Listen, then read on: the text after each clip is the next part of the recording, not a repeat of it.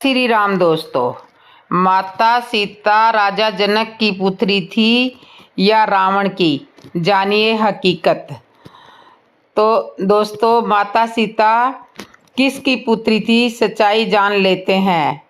रामायण को तो हमने जरूर देखा होगा।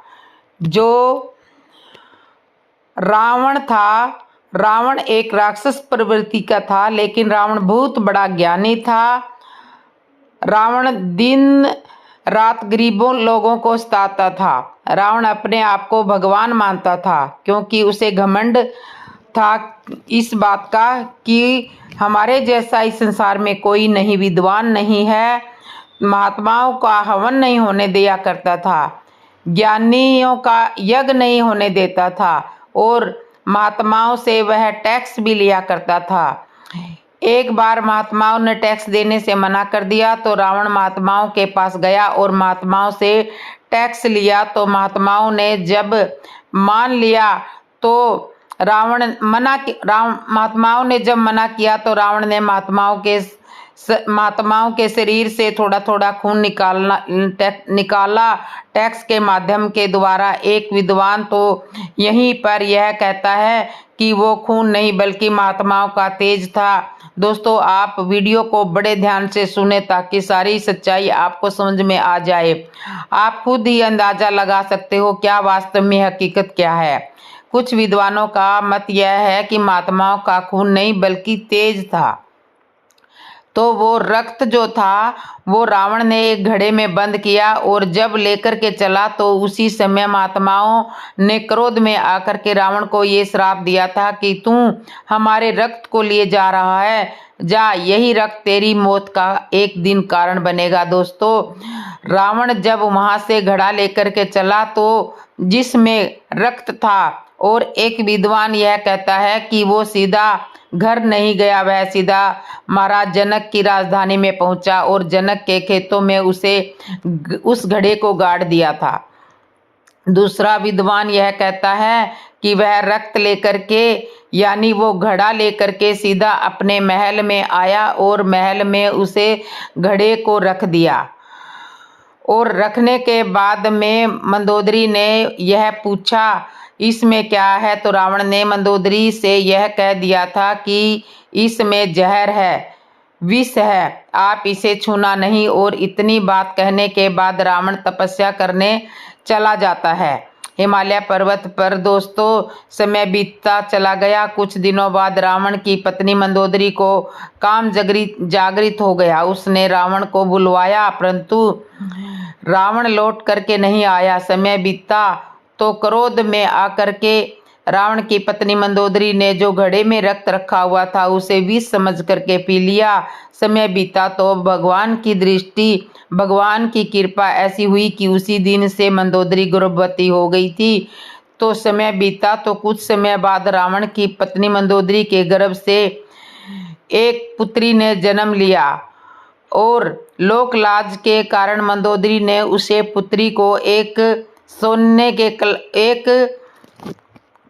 के कलश में रख दिया, और अच्छी तरह से रखने के बाद उसे महाराज जनक के खेतों में जाकर के अपने हाथों द्वारा खड्डा खोद करके उसमें गाड़ दिया। उसी समय आकाशवाणी हुई। कुछ देर पहले यह आकाशवाणी हुई थी कि महाराज जनक के राज्य में सूखा अकाल पड़ गया है। तो आकाशवाणी में यह बताया गया था कि अगर महाराज जनक समय अपने खेतों में हल चलाएंगे तभी बारिश हो सकती है। तो आकाशवाणी के माध्यम से महाराज जनक ने अपने खेतों में हल चलाने के लिए वो उसी दिन गए जिस दिन मंदोदरी और सोने के कलश में अपनी पुत्री को रख करके जनक करके खेतों में रख करके लौट कर चली आई थी। थोड़ा समय बीता, महाराज जनक के खेतों में हल चलाया तो भगवान की कृपा ऐसी हुई, जहाँ पर वह कलश मंदोदरी ने जमीन भर गाड़ा था वहीं पर महाराज जनक ने हल चलाना शुरू कर दिया। तो हल की जो कील होती है वो उस कलश से टकराई, और कलश से टकराने के बाद में वो घड़ा ऊपर आ गया। तो महाराज जनक ने खोल करके देखा तो उस घड़े में एक बहुत सुंदर कन्या थी। तो उस कन्या को समझ करके अपनी पुत्री समझ करके महाराज जनक ने उसे कन्या को अपने यहाँ पर रख लिया। और कन्या जब निकली तो महाराज जनक ने उसका नाम संस्करण कराया। तो विद्वानों ने प्रमाण पाया कि बेटी कैसे उत्पन्न हुई, तो बताया कि सोने के कलश से एक शीतल घड़ा जो था उससे यह कन्या उत्पन्न हुई है। विद्वानों ने उसका नाम सीता रखा। दोस्तों, यहाँ सीता के अलावा और भी बहुत नाम रख सकते थे, लेकिन सीता इसलिए ही रखा था क्योंकि वह शीतल घड़ा था, शीतल घड़े से उत्पन्न हुई थी। और दोस्तों, एक विद्वान यह कहता है कि महाराज जनक को हम हल लेकर गए थे, तो हल में जो नुकीली धार होती है, जो नोक होती है, उसे शीत बोलते हैं। तो उसे घड़ा से टकराया था। और एक विद्वान कहता है इसी वजह से माता सीता का नाम सीता ही रखा गया था। तो आज इस कहानी के माध्यम से हमने समझ लिया है कि वास्तव में सीता किसकी पुत्री है। हकीकत यह है कि रावण की पत्नी मंदोदरी के गर्भ से सीता ने जन्म लिया था। और वास्तव में अगर देखा जाए तो हकीकत में माता सीता मंदोदरी की पुत्री थी। हालांकि मंदोदरी और रावण का कोई मिलाप नहीं था। जब पुत्री का जन्म हुआ तो देखा जाए तो एक दृष्टि से तो माता सीता मंदोदरी की ही पुत्री थी, ना कि रावण की, क्योंकि रावण का कोई अंश नहीं था, कोई मिलाप नहीं था। उसे पुत्री के जन्म होने से इधर माता सीता जनक की पुत्री इसलिए कहलाई क्योंकि वो खेतों के द्वारा महाराज जनक को मिल गई थी और महाराज जनक ने माता सीता का लालन पालन पोषण किया था, इसलिए महाराज जनक की पुत्री कहलाई। तो इस तरह से सीता माता मंदोदरी की बेटी है और जनक जी ने उसका लालन पोषण किया है। केवट की निष्काम भक्ति, श्री राम की चरण सेवा। श्री राम और केवट का प्रेम देखिए, ऐसी भक्ति जिसमें प्रभु को भी मुस्कुराने पर मजबूर कर दिया, ऐसा समर्पण जिसने एक साधारण नाविक को अमर बना दिया। केवट की कथा सुनिए। ऐसी सेवा जो केवल प्रेम से प्रेरित होती थी, न धन से न यश से। गंगा की लहरों पर एक भक्त की भक्ति ने एक नया इतिहास रच दिया। वह न कोई राजा था न कोई महात्मा, बस एक साधारण केवट जिसकी भक्ति ने समय श्री राम को रोक दिया। क्या आप तैयार हैं इस अद्भुत कथा को सुनने के लिए? केवट की सेवा, श्री राम की भक्ति की अनुपम गाथा। संध्या का समय था, आकाश में सुनहरी आभा बिखरी हुई थी, पक्षी अपने घोंसलों की ओर लौट रहे थे। गंगा की लहरें शांत थी, मानो वे भी किसी महान आगंतुक के स्वागत के लिए ठहर गई हो। श्री राम, माता सीता और लक्ष्मण अयोध्या छोड़कर वनवास की ओर बढ़ रहे थे। उनके नंगे चरणों के स्पर्श से धरती धन्य हो रही थी। वनवासी ऋषि मुनि और पशु पक्षी भी उनकी एक झलक पाने के लिए आतुर थे। लेकिन इस यात्रा में उन्हें एक और महान भक्त से मिलना था, केवट से। श्री राम, सीता और लक्ष्मण जब गंगा किनारे पहुँचे तो उन्होंने देखा कि तट पर एक साधारण सा नाविक खड़ा है। उसकी आंखों में गंगा की लहरों जैसी गहराई थी और हृदय में प्रेम का अथाह सागर उमड़ रहा था। श्री राम ने विनम्रता से कहा, हे नाविक, क्या तुम हमें गंगा पार करा सकते हो? केवट के चेहरे पर एक अद्भुत मुस्कान आ गई। उसने हाथ जोड़कर कहा, प्रभु, मैं आपको यूं ही नाव में नहीं बिठा सकता, पहले मुझे आपके चरण धोने दीजिए। श्री राम और लक्ष्मण यह सुनकर चकित हुए। माता सीता ने मुस्कुराकर पूछा, केवट, तुम्हें हमारे स्वामी के चरण धोने की ऐसी क्या आवश्यकता आन पड़ी? केवट झुककर बोला, माते, मैंने सुना है कि आपके स्वामी के चरण स्पर्श से पत्थर भी स्त्री बन जाती है। मेरी यह नाव तो लकड़ी की है, यदि यह भी स्त्री बन गई तो मैं गरीब आदमी दूसरी नाव खरीदने की मेरी हिम्मत नहीं है, इसलिए पहले आपके स्वामी के चरण धोकर उन्हें शुद्ध कर लूं, तभी नाव में बिठा सकता हूँ। श्री राम मुस्कुराए।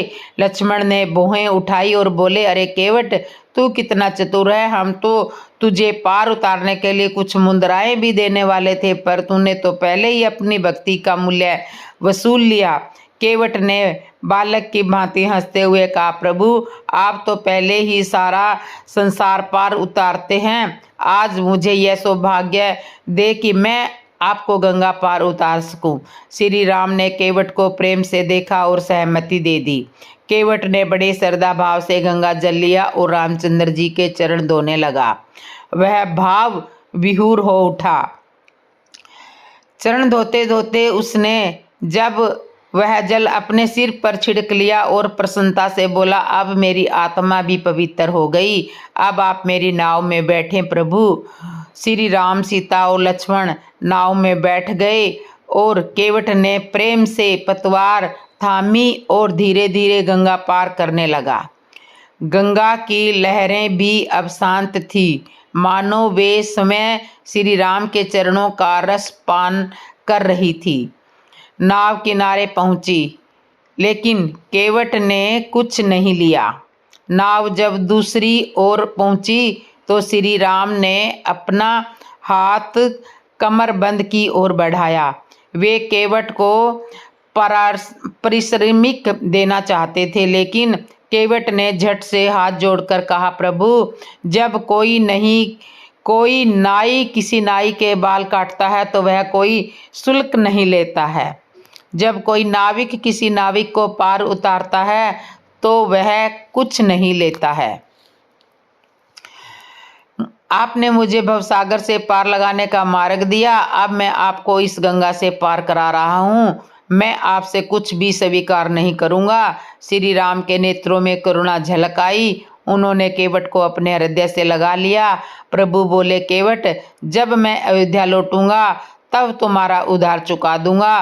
केवट की आंखों में आंसू बहने लगे। उसने हाथ जोड़ करके कहा, प्रभु आप पहले ही मुझे दर्शन देकर धन्य कर चुके हो, अब मैं और क्या मांग सकता हूँ। श्री राम आगे बढ़ गए, लेकिन पीछे रह गई केवट की अद्भुत भक्ति की कथा, जो युगों युगों तक भक्तों के हृदय में गूंजती रहेगी। केवट की यह कथा हमें सिखाती है कि सच्ची भक्ति निष्काम होती है। जब प्रेम निस्वार्थ होता है तो वह ईश्वर को भी झुकने के लिए विवश कर देता है। श्री राम का वनवास केवल एक परीक्षा नहीं थी, बल्कि वह ऐसे भक्तों से मिलने का अवसर था जिन्होंने सच्चे प्रेम और भक्ति का परिचय दिया। तो क्या आज भी हमारी भक्ति ऐसी ही निष्काम और प्रेम पूर्ण है? अगर है तो निश्चित मानिए हमारे जीवन की नाव को पार लगाने के लिए समय श्री राम तैयार खड़े हैं। तो इस तरह से केवट की यह कथा है। और अब मैं आपको सुनाती हूँ। माता सीता जब गर्भवती अवस्था में जंगल में गई, फिर उन्होंने कितने पुत्रों को जन्म दिया और जानिए। तो दोस्तों, माता सीता की गर्भवती का सफ़र कहाँ से शुरू होता है? माता सीता वनवास में जाती है। सुनिए, माता सीता और लव कुश का जन्म।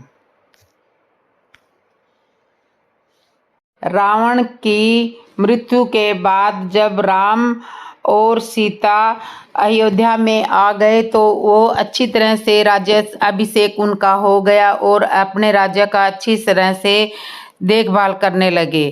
तो एक बार राम ने अपने बारे में जानने के लिए अपने गुप्तचरों को सारी अयोध्या में पता लगाने के लिए भेजा कि देख के आओ कि हमारे बारे में लोग और क्या क्या बातें कर रहे हैं। तो दोस्तों, गुप्तचरों जो थे वो भगवान श्री राम और सीता के बारे में होने वाली चर्चाओं का गुप्त तरीके से पता लगाने के लिए निकल गए और अयोध्यापुरी में घर घर के दरवाजे पर गुप्त तरह से जाकर के जानकारी हासिल करने लगे। किस तरह से राम और सीता की प्रशंसा हो रही है, किस तरह से लोग उनके बारे में चर्चा कर रहे हैं।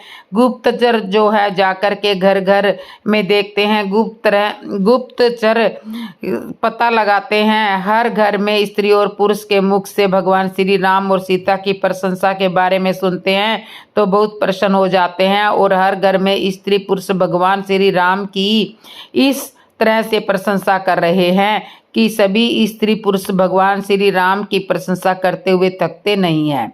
गुप्तचर इस तरह से जब भगवान श्री राम के बारे में चर्चाएं सुनते हैं तो बहुत ही प्रसन्न हो जाते हैं और भगवान श्री राम के बारे में कहते हैं कि धन्य है हमारे प्रभु राम। इधर दोस्तों पता लगाते लगाते गुप्तचर जो तो वे एक धोबी के घर में प्रवेश करते हैं और धोबी वह घर पर होता है और धोबी की पत्नी वह दिन में किसी दूसरे घर में जाकर के समय अधिक व्यतीत करने के बाद घर में आई तो रात को आती है तो उसका पति धोबी जो है अपनी पत्नी को लात मार करके घर से बाहर निकालने लगता है और कहता है कि तू पापिनी है, तू दुराचारणी है, तू भ्रष्ट है, अरे तू पराये घर में इतना समय व्यतीत करने के बाद में आई है, तेरे लिए मेरे घर में कोई जगह नहीं है। गुप्तचर जो थे वह यह सारी बातें सुन रहे थे और देख भी रहे थे। धोबी कहता है खबरदार, अगर तूने मेरे घर में आने की कोशिश की तेरे लिए मेरे घर में कोई जगह नहीं है। मैं धोबी की पत्नी कहती है मैंने पति धोबी से कि हे स्वामी, मैं निरपराध हूँ, मैं निष्पाप हूँ, मैंने कोई पाप नहीं किया है। मैं मानती हूँ कि मैं पराये पुरुष के घर पर गई थी लेकिन मेरे मन में ना तो कोई पाप है ना कोई विचार था, मैं बिल्कुल निष्पाप हूँ। इसलिए हमें इस तरह से लात मार के घर से बाहर मत निकालो, हमारा त्याग मत करो। धोबी की जो माता थी उसकी पत्नी की सास अपने बेटे धोबी को समझाती है कि बेटा तेरे पत्नी सत्य कह रही है, यह निष्पाप है, यह पतिव्रता स्त्री है, इसके साथ में ऐसा अन्याय मत करो, इसका त्याग मत करो। धोबी भी अपनी माता की बात को सुन करके कहने लगा माता जी, मैं भगवान श्री राम की तरह नहीं हूँ जो उनकी पत्नी एक राक्षस यानी रावण के घर पर रह रही, इतने दिनों तक रही और फिर भी उन्होंने सीता को अपने घर पर रख लिया। मैं राम की तरह नहीं हूँ, इसलिए दुराचारी स्त्री के लिए मेरे घर में कोई जगह नहीं है, इसे अपना नहीं सकता। उस गुप्तचर ने जब धोबी को यह कहते हुए सुना तो उसे बहुत क्रोध आया कि मैं इस धोबी के यहीं पर मार दूं, लेकिन भगवान राम की आज्ञा का पालन करना था, इसलिए वह रुक गया और वह सारी बात भगवान श्री राम से कहता है हे प्रभु, हर घर में आपकी प्रशंसा हो रही है लेकिन हमने एक घर में ऐसा देखा है जहाँ उसने इस तरह से आप लोकाबाद में फैला रख दिया है। वह कहता है कि राम जैसा नहीं हो। भगवान श्री राम पूछते हैं वो कैसे। सारी बात उस धोबी और धोबिन की बारे में गुप्तचर बताता है और कहता है कि मैं राम की तरह नहीं हूँ जो सीता राक्षस के घर में रही और फिर श्री राम ने उसको अपना लिया। यह सुन करके राम जी को बड़ा ही दुख हुआ। राम विचार करते हैं कि इस लोकाबाद से छुटकारा पाने के लिए हमें सीता का त्याग कर ही देना पड़ेगा, इसी में भलाई है। यह विचार करके उन्होंने भरत को बुलाया और भरत से सारी बात बताई, धोबी के बारे में सब कुछ बता दिया। तो भरत ने भी कहा कि ये भैया ये आप गलत सोच रहे हो भाभी सीता के बारे में। भाभी सीता जो है वह अग्नि परीक्षा पहले ही दे चुकी है, फिर इस तरीके का आप विचार क्यों बना रहे हो। अरे एक धोबी के कहने के अनुसार क्या हमारी भाभी सीता के लिए आप त्याग दोगे। भगवान श्री राम ने फिर भरत के लिए बहुत समझाया और कहा कि मेरे भैया इस लोकापवाद के डर से अपवाद के भय से मैंने यह विचार बनाया है। अगर मैं सीता का त्याग नहीं करता तो समाज में इस तरह लोकावाद फैला ही रहेगा। इसलिए सीता का त्याग करना ही अच्छा है और तुम हमारी आज्ञा का पालन करो। भरत ने बार बार समझाने पर भी जब श्री राम जी नहीं मान रहे हैं तो भरत को मूर्छा आ गई और भरत जी मूर्छित होकर के जमीन पर गिर गए। उसके बाद में भगवान श्री राम ने शत्रुघ्न को बुलवाया और शत्रुघ्न को भी सारी बात बताई कि सीता का त्याग करना है, क्योंकि समाज में लोक का अपवाद फैल चुका है। शत्रुघ्न भी जो थे वो भी बेहोश होकर के धरती पर गिर जाते हैं। दोनों भाइयों को इस तरह से अचेत अवस्था में देख करके राम को बहुत दुख हुआ। उसके बाद में फिर अपने सैनिक के द्वारा लक्ष्मण को बुलाया और लक्ष्मण जब वहां पर पहुंचते हैं, भरत और शत्रुघ्न को जमीन पर मूर्छित देखते हैं तो श्री राम जी से श्री राम जी को दुखी देखते हैं और उनसे पूछते हैं कि ये दुख का क्या कारण है। पूछने पर भैया मूर्छित आ रही है, यह कैसा दृश्य मैं देख रहा हूँ, शीघ्र ही बताइए। तो उनके ऐसा कहने पर महाराज श्री राम ने लक्ष्मण को सारा दुख वृत्तांत आरंभ से बता दिया और सीता परित्याग से संबंध रखने वाली बात भी सुनकर लक्ष्मण बार बार अचेत से हो जाते हैं। उन्हें कुछ भी उत्तर देने को नहीं मन रहा। श्री राम जी शोक से पीड़ित होकर के कहने लगे, मैं अपयश से कलंकित हो इस पृथ्वी पर रहकर क्या करूँगा। मेरे बुद्धिमान भाई सदा मेरी आज्ञा का पालन करते थे, किंतु इस समय दुर्भाग्य बस वे भी मेरे प्रतिकूल बातें कर रहे हैं। कहाँ जाऊं, कैसे जाऊं, पृथ्वी के सभी राजा मेरी हंसी उड़ाएंगे। श्री राम को ऐसी बातें करते देखकर दोस्तों लक्ष्मण ने आंसू रोककर यथातिथ स्वर में कहा कि हे स्वामी विषाद मत कीजिए, मैं अब उसी धोबी को बुला करके पूछता हूँ कि संसार की सभी स्त्रियों में श्रेष्ठ जानकी जी की निंदा उसने क्यों की। आपके राज्य में किसी छोटे मनुष्य को भी बलपूर्वक कष्ट नहीं पहुंचाया जाता, अतः उसके मन में जिस तरह प्रतीत होता है वह संतुष्ट रहे, वैसा ही उसके साथ बर्ताव कीजिए। परंतु एक बार उससे पूछना आवश्यक है, भैया जनक कुमारी सीता मन से अथवा वाणी से भी आपके सिवा दूसरे किसी को नहीं विचार करती है, उस पर कृपा करके मेरी बात माने। और प्रिय दर्शकों, ऐसा कहते हुए लक्ष्मण ने श्री राम से शोकातर होकर के कहा, भाई मैं जानता हूँ सीता निष्पाप है, तो भी लोका अपवाद के कारण उसका त्याग करूँगा। लोका अपवाद से निंदा हो जाने पर मैं अपने शरीर को भी त्याग सकता हूँ,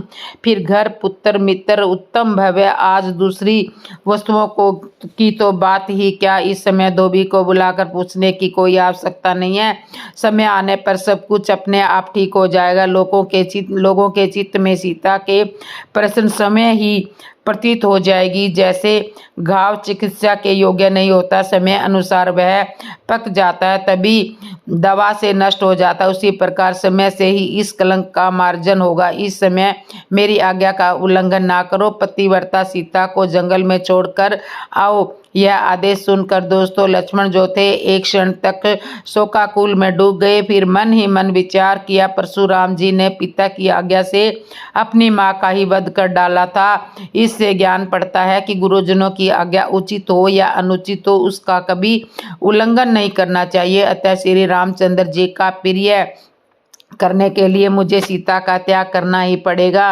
प्रिय दोस्तों, यह सोचकर लक्ष्मण अपने भाई रघुनाथ जी से बोले कि हे बड़े भैया, गुरुजनों के वचनों से नहीं करने योग्य कार्य भी कर लेना चाहिए, किंतु उनकी आज्ञा का उल्लंघन कदापि नहीं करना चाहिए। इसलिए आप जो कुछ कहते हैं उस आदेश का मैं पालन करूंगा। लक्ष्मण के मुख से दोस्तों ऐसी बात सुनकर श्री रघुनाथ जी ने उनसे कहा कि बहुत अच्छा मेरे भाई, तुमने मेरे चित्त को संतुष्ट कर दिया। अभी अभी रात में जानकी जी ने तपस्वी स्त्रियों को दर्शन करने की इच्छा प्रकट की थी, इसलिए रथ पर बिठाकर जंगल में छोड़ आओ। फिर रामचंद्र जी ने सुमंत को बुला करके कहा कि मेरा रथ अच्छे अच्छे घोड़ों और वस्त्रों से सजाकर के लाओ। रघुनाथ जी का आदेश पाकर उनका उत्तम रथ तैयार करने में लग गए और वो तैयार करके ले आए। रथ को आया देख करके भाई लक्ष्मण उस पर सवार हुए और जानकी जी के महल की ओर चले और वहां पूछकर मिथिलेश कुमारी सीता से बोले कि माता जानकी, श्री रघुनाथ जी ने मुझे आपके महल में भेजा है। आप तापसी स्त्रियों के दर्शन करने के चाहती हो, इसलिए वन में चलिए। प्रिय दोस्तों, जानकी जी बोली, श्री रघुनाथ जी के चरणों का चिंतन करने वाली महारानी मिथिली आज धन्य हो गई, जिसका मनोरथ पूर्ण करने के लिए स्वामी ने लक्ष्मण को भेजा है। आज मैं वन में रहने वाली सुंदर तपस्वियों के और पति को देवता मानती है, मस्तक झुकाऊं और वस्त्र आदि अर्पण करके उनकी पूजा करूंगी। मित्रों, ऐसा कह करके उन्होंने सुंदर सुंदर वस्त्र, बहुमूल्य आभूषण, नाना प्रकार के रत्न, उज्जवल मोती, कपूर आदि सुगंधित पदार्थ तथा चंदन आदि साथ में लिए और विचित्र वस्तुएं ले ली और चीज दासियों के हाथों में उठवा करके लक्ष्मण की ओर चली। अभी घर का चौखट भी नहीं लागने पाई थी कि लड़खड़ा करके गिर पड़ी। यह एक अपशगुन था, परंतु वन में जाने की उत्कंठा के कारण सीता जी ने उस पर विचार नहीं किया। वे अपना प्रिय कार्य करने वाले देवर से बोली, हे पुत्र, कहाँ वह रथ है जिस पर मुझे ले चलोगे? लक्ष्मण ने श्रवण में रथ की ओर संकेत किया और जानकी जी के साथ उस पर बैठकर सुमित से बोले कि चलाओ घोड़ों को। और दोस्तों, जैसे ही सुमित ने घोड़ों को चलाया, रथ चला, तो उसी समय सीता का दाहिना नेत्र फड़क उठा, जो भावी दुख की सूचना देने वाला था। साथ ही पुण्य में पक्षी विपरीत दिशा में होकर के जाने लगे। यह देखकर जानकी ने देवर से कहा कि ये हे पुत्र, मैं तो तपस्वी स्त्रियों के दर्शन करने की यात्रा करना चाहती हूँ, फिर यह दुख देने वाले अपशगुन कैसे हो रहे हैं? श्री राम का, भरत का तथा तुम्हारे छोटे भाई शत्रुघ्न का कल्याण हो, उनकी प्रजा में स्वतंत्र शांति रहे, कोई विलंब ना आए, उपद्रव ना आए। तो दोस्तों, जानकी जी को ऐसी बातें करते देख करके लक्ष्मण कुछ बोल नहीं सके, आंसुओं से उनका गला भर आया। इसी प्रकार आगे जाकर सीता ने फिर देखा, बहुत से मृग बाईं ओर से घूम करके निकले जा रहे हैं। वे भारी दुख की सूचना देने वाले थे। उन्हें देखकर जानकी जी कहने लगी, आज ये मृग जो मेरी बाईं ओर से निकल रहे हैं, सो ठीक ही है। श्री राम जी के चरणों को छोड़कर अत्यंतर जाने वाली सीता के लिए ऐसा ही होना उचित है। नारियों का सबसे बड़ा धर्म अपने पति के चरणों का पूजन, उसी को छोड़कर मैं अन्यत्र जा रही हूँ, अतः मेरे लिए तो दंड मिले उचित ही है। इस प्रकार मार्ग को पार करती हुई विचार करती हुई देवी जानकी ने गंगा जी को देखा, जिनके तट पर मुनियों का समुदाय निवास करता था, जिनके जल कणों का स्पर्श होते ही रस रस महापा तक पलायन कर जाते थे। उन्हें वहां चारों ओर अपने रहने योग्य कोई स्थान नहीं दिखाई देता। गंगा के किनारे पहुंचकर लक्ष्मण जी ने रथ पर बैठी सीता से आंसू पोंछते हुए कहा कि भाभी, चलो, लहरों से भरी हुई गंगा को पार करो। सीता जी देवर की बात सुनकर तुरंत रथ से नीचे उतर गई। उसके बाद नाव से गंगा के किनारे लक्ष्मण जी जानकी जी को साथ लेकर के वन में चले। श्री रामचंद्र जी की आज्ञा का पालन करने वाले कुशल थे, अतः सीता को अत्यंत भयंकर और दुखदायी जंगल में ले गए और बबूल, खैरा और घाव आदि के भयानक वृक्ष थे, जो दावानल से दंगत होने के कारण सूख गए थे। ऐसा जंगल देख करके सीता भय के कारण बहुत चिंतित हुई। कांटों से उनके कोमल चरणों में घाव हो गए थे। लक्ष्मण से बोली, वीरवर, यहाँ अच्छे अच्छे ऋषि मुनियों के रहने योग्य आश्रम मुझे दिखाई नहीं दे रहे। सुख प्रदान करने वाले तथा महर्षियों की तपस्वी स्त्रियां के भी दर्शन नहीं होते। यहाँ तो केवल भयंकर पक्षी, सूखे वृक्ष और दावानल से सरोवर चलता हुआ यह वन ही दुष्ट गोचर हो रहा है। इसके सिवा मैं तुमको भी दुख से आतुर देखती हूँ। तुम्हारी आंखें आंसुओं से भरी है, इससे व्याकुल के भाव प्रकट होते हैं और मुझे भी हजारों पाप अपशगुन दिखाई देते हैं। बताओ लक्ष्मण, क्या बात है? प्रिय दर्शकों, सीता के इतना पूछने पर लक्ष्मण जी के मुख से कोई बात नहीं निकल सकी। चुपचाप उनकी ओर देखते हुए खड़े हो गए। तब जानकी जी ने दोबारा फिर यही प्रश्न करके उनसे उत्तर देने के लिए बड़ा आग्रह किया और कहा कि लक्ष्मण, बताओ क्या बात है? तुम बोल क्यों नहीं रहे हो? तुम्हारी आंखों में आंसू, तुम्हारा चेहरा इतना दुखी और मेरे आगे इतने अपशगुन, इसका क्या मतलब है? क्या रहस्य है? तो दोस्तों सीता जी के आग्रह पूर्वक पूछने पर लक्ष्मण जी जो थे वो उनका गला भर आया और उन्होंने शोक प्रकट करते हुए सीता जी को उनके परित्याग की बात सुनाई। ब्रिज के तुल कठोर वचन सुन करके सीता जी जड़ से कटी हुई लता के भांति पृथ्वी पर गिर पड़ी। विदेह कुमारी को पृथ्वी पर पड़ी देखकर लक्ष्मण जी ने पलवों से हवा करके अचेत किया। होश में आने पर जानकी जी ने कहा कि हे लक्ष्मण, मुझसे परिहास ना करो, मैंने कोई पाप नहीं किया है, फिर रघुनाथ जी मुझे कैसे छोड़ देंगे? परम बुद्धिमान है और महापुरुष हैं, मेरा त्याग कैसे कर सकते हैं?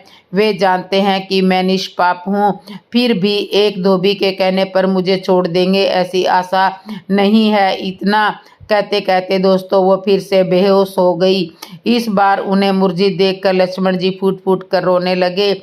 जब उनको पुनः चेत हुआ तब लक्ष्मण जी को दुख से आतों और रुद्र कंठ देख करके वह बहुत दुखी हुई और बोली कि हे सुमित्रा नंदन, जाओ तुम धर्म के स्वरूप और यश के सागर श्री रामचंद्र जी से तपो नदी वशिष्ठ मुनि के सामने ही मेरी एक बात पूछना। उनसे पूछना कि नाथ, ये जानते हुए भी कि सीता निष्पाप है, जो आपने मुझे त्याग दिया है, वे बर्ताव आपके कुल के अनुरूप हुआ है या शास्त्र ज्ञान का फल है? मैं सदा आपके चरणों में ही अनुराग रखती हूँ, तो जो आपके द्वारा मेरा त्याग हुआ है इसमें आपका कोई दोष नहीं है, यह सब मेरे भाग्य का दोष है, इसमें मेरा पारबांध्य ही कारण है। हे लक्ष्मण, आपका सदा और स्वतंत्र कल्याण हो। मैं इस वन में आपका ही स्मरण करती हुई प्राण धारण करूंगी। मन, वाणी और क्रिया द्वारा एकमात्र आप ही मेरे सर्वोत्तम आराध्य देव है। रघुनंदन, आपके सिवा सब कुछ मैंने अपने मन से तुझ समझा है। मन में आप ही मेरे पति हो और मैं आपके ही चरणों में चिंतन से अपने अनेकों पापों का नाश कर आपकी सती साध्वी पत्नी बनी। मेरी प्रार्थना है प्रिय दोस्तों, सीता जी कहती है कि लक्ष्मण, मेरी सासू से भी यह कह देना कि माताओं, अनेक जंतुओं से भरे हुए इस घोर जंगल में आप सब लोगों के चरणों का स्पर्श करती हूँ। मैं गर्भवती हूँ तो भी महात्मा राम ने मेरी बात मुझे त्याग दिया है। सुमित्रा नंदन, श्री रघुनाथ जी का कल्याण हो। मैं अभी प्राण त्याग देती, किंतु बेबस अपने मरम में श्री राम जी के तेज रक्षा कर रही हूँ और अनेक वचनों को पूर्ण करते हुए। सो ठीक है, मैं इससे तुम्हारा कल्याण होगा। तुम श्री राम के चरण कमलों में सेवक और उनके अधीन हो, अतः तुम्हें ऐसा ही करना उचित है। अब श्री रामचंद्र जी के समीप जाओ। तुम्हारे मार्ग मंगल में मुझ पर कृपा करके कभी कभी मेरी याद करते रहना। प्रिय दोस्तों, इतना कह करके सीता जी लक्ष्मण जी के सामने अचेत होकर पृथ्वी पर गिर पड़ी और मूर्छित देखकर लक्ष्मण जी ने फिर से दुख में डूब गए और वस्त्र के अगले भाग से पंखा करने लगे। होश में आई तब उन्हें प्रणाम करके बोले कि देवी, अब मैं श्री राम के पास जाता हूँ, वहाँ जाकर मैं आपका सारा संदेश कहूँगा। आपके समीप ही महर्षि वाल्मीकि का आश्रम है। यह कहकर लक्ष्मण ने उनकी परिक्रमा की और दुख मगन हो आंसू पोंछते हुए महाराज श्री राम के पास चल दिए। प्रिय दोस्तों, जानकी जी ने जाते हुए देवर की ओर विस्मित दृष्टि से देखा। वे सोचने लगी, लक्ष्मण मेरे देवर है, शायद मजाक करते होंगे। भला ही रघुनाथ जी अपने प्राणों से अधिक प्रिय मुझ पापन स्त्री पत्नी को कैसे त्याग कर सकते हैं? यही विचार करती हुई निष्मेष नेत्रों से उनकी ओर देखती रही, किंतु जब वे गंगा के पार चले गए तब उन्हें विश्वास हो गया कि यह सचमुच ही मेरा त्याग हुआ है, मेरे प्राण नहीं बचेंगे। या इस संशय को पढ़कर पृथ्वी पर वह फिर से गिर पड़ी। तत्काल उन्हें मूर्छा ने दबा लिया। फिर दोस्तों, उस समय हंस अपने पंखों से जल ला करके सीता के शरीर पर छिड़कते हैं और फूलों की सुगंध वाधा और मंद मंद चलने वाली हाथी भी अपनी सूंड से जल लिए सब ओर से यहाँ आकर के खड़े हो गए और सीता के शरीर को धोने के लिए, जो इस समय सीता बेहोश थी और उनकी राम जी की रट लगाते हुए खड़ी और दुखी थी। हे राम, हे दीन बंधु, बिना अपराध के ही मुझे क्यों इस वन में त्याग रहे हो? इस प्रकार की बहुत सी बातें कह कर सीता बार बार विलाप कर रही थी। इधर देखती है कि वह मूर्छित हो जाती है। उस समय भगवान वाल्मीकि शिष्यों के साथ वन में ही थे और उन्हें जनक नंदिनी की रोने की आवाज आई तो उन्होंने शिष्यों से कहा कि जा करके देखो इस घनघोर जंगल में कौन रो रहा है। मुनि के भेजने से उस स्थान पर वो शिष्य आए। जानकी राम की पुकार कर रही थी और आंसुओं में डूबी हुई थी। उन्हें देख करके शिष्य बस वाल्मीकि मुनि के पास लौट गए और उनकी सारी बातें मुनि को बताई और उस स्थान पर गए। पवित्र जानकी ने देखा कि एक महामुनि आ रहे हैं जो तपस्या के पूज्य जान पड़ते हैं। उन्हें एक सीता जी ने हाथ जोड़कर कहा कि सागर और वेदों के साक्षात स्वरूप महर्षि को नमस्कार है। उनके कहने पर महर्षि ने आशीर्वाद के द्वारा उन्हें प्रसन्न करते हुए कहा कि बेटी तुम अपने पति के साथ चिरकाल तक जीवित रहो। तुम्हें 2 पुत्र प्राप्त हो। बताओ तुम कौन हो और इस भयंकर जंगल में क्यों आई हो तथा क्यों ऐसे रो रही हो, इतनी परेशान क्यों हो।